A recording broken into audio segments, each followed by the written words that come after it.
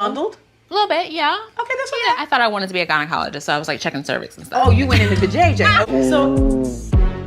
Put your hands together right now for Robin Bryant and. Actually, I thought Gordon bought it. Why everybody think Gordon buying shit? Gordon ain't got no money. Oh, whoa.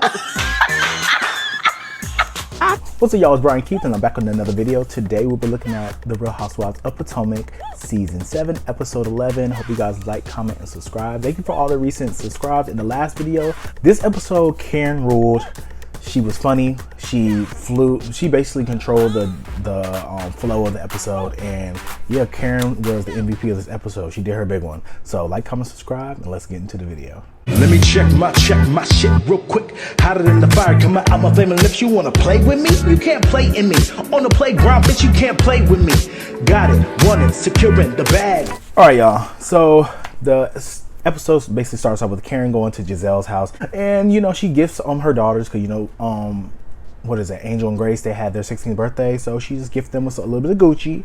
Lure Prada Gucci. So Giselle is basically talking to them about Karen live show. She was just like, okay, what's your live show? What's going on? To be honest, Karen, it is giving a little bit copycat. I don't really see what the difference is, but at the end of the day, you talking big, I hope it's better. Right. So Karen basically talks about Mia. She's like, yeah, you know, Mia, she owns her stuff, and that's why I like Mia. But Mia and Jacqueline, it's a kind of little fishy, like, what's going on with that? So I was like, okay, if this is happening back in the day, is this happening currently? Oh, whoa. And she's like, Mia and Jacqueline's relationship is weird, like the hookups, the showering together, the you know, buying the car, a Porsche or whatever, and it's just getting messy because allegedly, maybe, I don't know, I guess Jacqueline was sleeping with G2 with approval of Mia. Like, cause who's buying the car? Is this Gordon buying you a car? Like what's going on here? Mia did talk about the fact that, you know, she allowed Jacqueline to have sex with one of her boyfriends. Okay, maybe, I can see it. So, you know, Karen is over here just eating it up because, you know, Giselle's really concerned, and she's basically turning her sights on Jacqueline and Mia. So we see how that goes. I mean, throughout the episode, Mia took it very well. It just definitely seems like she's not really like shaken by it. She was like, okay, yeah, maybe so, girl. You asked a lot of questions, so let's start digging on you, which that's what they need to do. I don't know why everybody let Giselle skate by and poking, and they never do anything to Giselle. So it's just, I'm happy to see that people are start seeing. Well, the girls are saying, because we've been saw. So Wendy goes into surgery, and basically she has a kidney stone that is 9 centimeters, and she had to go to the ER, and she's just in excruciating pain. I never had a kidney stone, so I can only imagine. I've seen people like In agony. with a kidney stone, so I'm like, who knows, right? We then go over to Ashley's house, and you know, she looked for a house with Michael, and she's really trying to lay it on thick, like, you know, yeah, we're trying to buy a house. I'm a first time house owner, and I'm just really excited with this process. And she's talking to her nanny, right? But I'm still a little confused because 1, she still hasn't had a house. 2, she still lives with Michael. 3, she's dating Luke now, and I'm just confused with Ashley. Like, what is the motive? Like, do you want a house? Do you want to get divorced? What is it? I get you have to basically be separated for a year, but right, you know, like something just don't seem, something ain't adding up. So yeah, Rob and Giselle meet at the venue with basically their show manager and then venue manager. And one thing I could say, and I like about Rob and Giselle, is the fact that, you know that it's empty. They know they didn't sell enough tickets, but they're still gonna like basically do it, have a good time, and you know, their dynamic, I feel like it works for Giselle's benefit. I feel like with Robin in their dynamic, I feel like Robin is just a step above Jacqueline, but I feel like I want to see how Robin would be by herself. Like, what would she bring to the show by herself with no backup, with her solo for dolo without Giselle? That's why I would like to see Robin on like the girls trip, because how would she fare by herself, you know?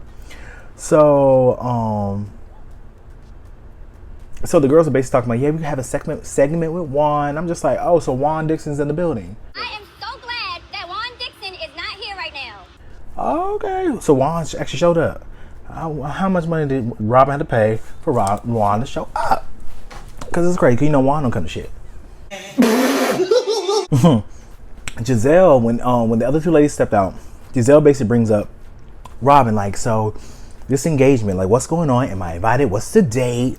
Basically poking and prodding, and Robin's basically trying to duck and dodge the question, because to be honest, I feel like she knows about the whole prenup situation, and she knows it's going to be a sticky situation, because she feels like, you know, Juan might not want it, or she don't know how to bring it up. She's scared, she's nervous.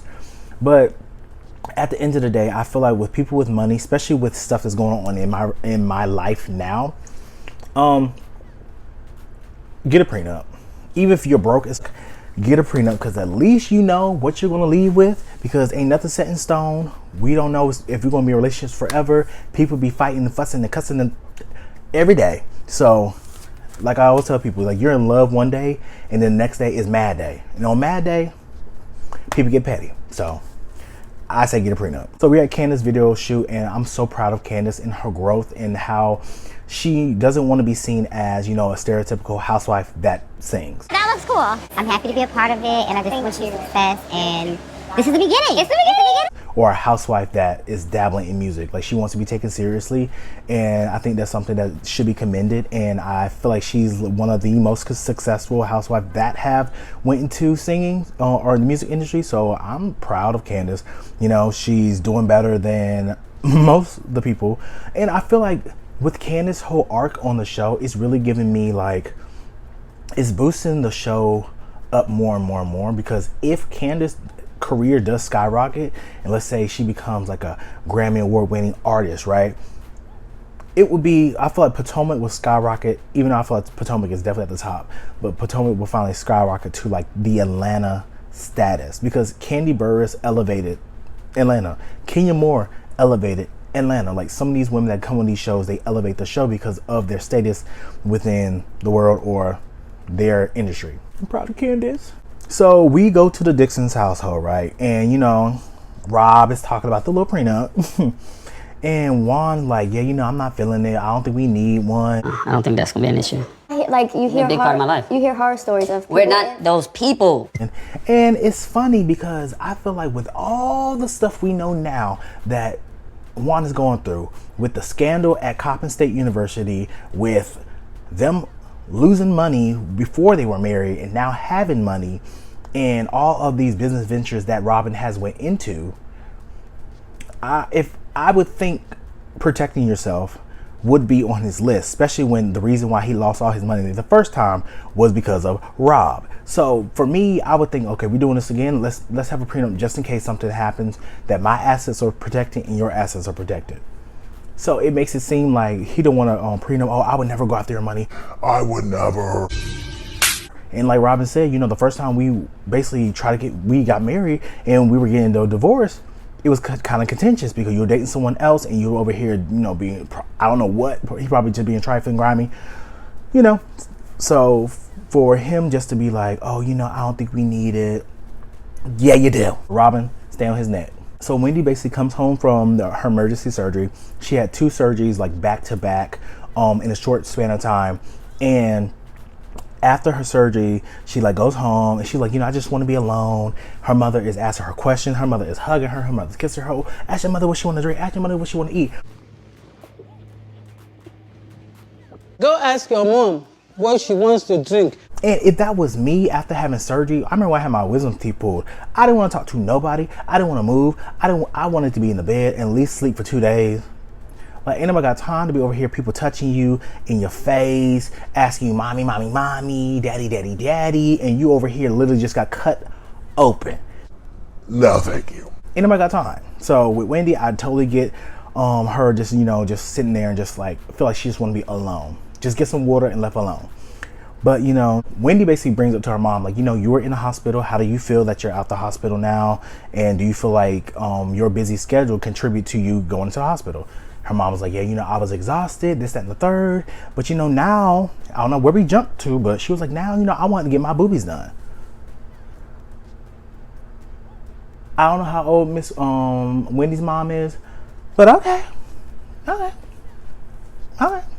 So Karen heads over to Messy Mia's house, and, you know, she making cookies with her daughter, but Karen basically spills the tea to that what Giselle said about Mia. Visited Giselle. And I've said I'd never hold anything back from you, so she was too happy to tell me that you and Jacqueline, she peeped you all showering nude together. Which I thought was kind of messy because, I mean, Karen, you went to Giselle's house to get the information, basically, and then you go to Mia to pass the message over. I guess she said she being a friend. But she basically, Mia tells Karen that Jack and each other, you know, we don't really, like, we haven't, like, slept together or did anything together. But, you know, I checked her nana. You know, I went in there, I wanted to be a gynecologist. I think she was trying to be funny, but, like, she was over here, like, you know, basically she ate a box. Much. But they were just like, Karen asked the question. She was like, have G and you ever had threesomes together? And G, you've had sex with other people together. Yes. Yes. Wait a damn minute. Okay, Mia, so if you and your husband did have threesomes together, which is fine, y'all are grown and y'all are married, do what you gotta do. Ain't mad at you. But how was Wendy lying? Boom. How was Wendy over here spreading lies when she said the same thing in, what was it, episode 7? Said the same thing, 7 to 8, and she basically saying, you and your husband, y'all sleep with women and men, we don't know, they didn't specify, but you saying yeah now. So how was Wendy lying? Like, how did that trigger you to hit her with a pocketbook when she was actually telling the truth? And then we find out that the reason why I guess she fell out with Peter's girlfriend is because Mia was over here sleeping with Peter's girlfriend first before Peter got with her, and basically said that Peter got the sloppy seconds. Child, it's too much bodily fluids going around, and I ain't got time. But everyone shows up to the Reasonably Shady live show. Ashley, please stop saying that you're not drinking. Like, we literally saw you last episode, the episode before that, the episode before that, and the episode before that. You've been having that Corona in that hand, a Corona in a glass, or a Corona in a plastic cup. Please stop telling me you're not going to be drinking. Like, you have been drinking down this whole season. So it's just funny when she was like, yeah, you know, I'm not drinking, or, you know, I'm just trying to take it slow. Ma'am, stop. You stressed. We get it. So everybody shows up, and then Karen's like, "Ooh, these seats are empty." Like, the thing about it is that, yes, they know how many seats they sold, and like, hell, it was empty as yeah. But I mean, at the end of the day, one thing I can give them grace on is the fact that the people that showed up wanted to be there. Like, they were actually energetic. They were interacting with Robin and Gisela. So I'm just like, you know, that's a good thing. They said that they made a profit from the sales and stuff. So I'm like, I mean, that's good. So Karen pulls out her phone. She'll let me document this because the announcer basically was like, let's welcome Robin Bryant. Put your hands together right now for Robin Bryant. I was like, whoa. Who? So Karen's over here making a checklist of what not to do. Okay, this is what I'm gonna do on my show. This is what they're doing. This messed up. I can't do that. What not to do at my show? Hold on. She's taking notes of what not to do. Stop. I'm fine. So, and the mics start messing up. I mean, for the first show, I feel like they're going to just get the kinks out. I mean, that's just common sense. But Karen's taking notes, doing her big one, doing, like, you know, being very funny and charismatic. But Karen, I hope yours is better. Because if it's not, we're going to come back to this and we're going to talk about it. Because you're doing a lot. I'm just saying.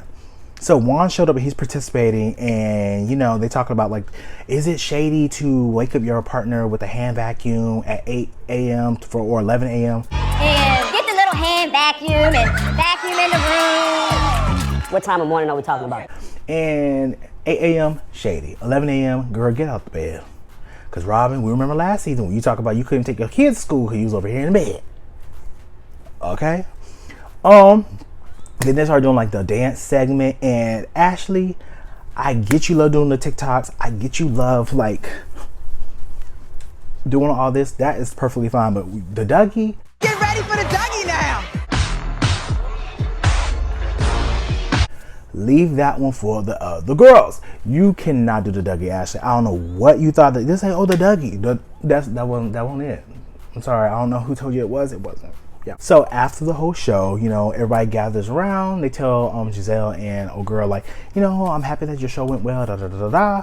Karen was just like, yeah, you know, it was good. I slept too much. You know, after everybody dispersed, Giselle and Charisse takes Jacqueline and pulls her to the side and just asks her, like, just start grilling her on questions, like, Mia said, if she's winning, you winning, right? Yeah. So she bought your Porsche. Honey, I make my own coins. they asked her, like, okay, has G or Mia paid for your car? She was like, no. And she was like, have you ever slept with any other girls with Jack, with Mia and Gordon, or have you ever slept with Gordon? Like, just grilling her, and she's over here not really answering the question, a definitive yes or no. Well, we know that she likes to watch and Gordon likes other women. Right. So you never said, pick me? I'm just You'll have to ask Mia that. She basically like, well, ask Mia. Like, I'm not gonna say. So, you know, Mia finally comes over with Ashley, and they asked, have you bought Jacqueline's car? Jacqueline said no, but Mia was like, oh, I mean, it's in her name though. Her car is in her name, yes. Like I said, they're not giving it a definitive yes or no, so it's leaving it up to interpretation, because Mia was like, I mean, Jacqueline was like, I mean, she could buy her own car. I mean, if she has the money to buy me a car if she wanted to.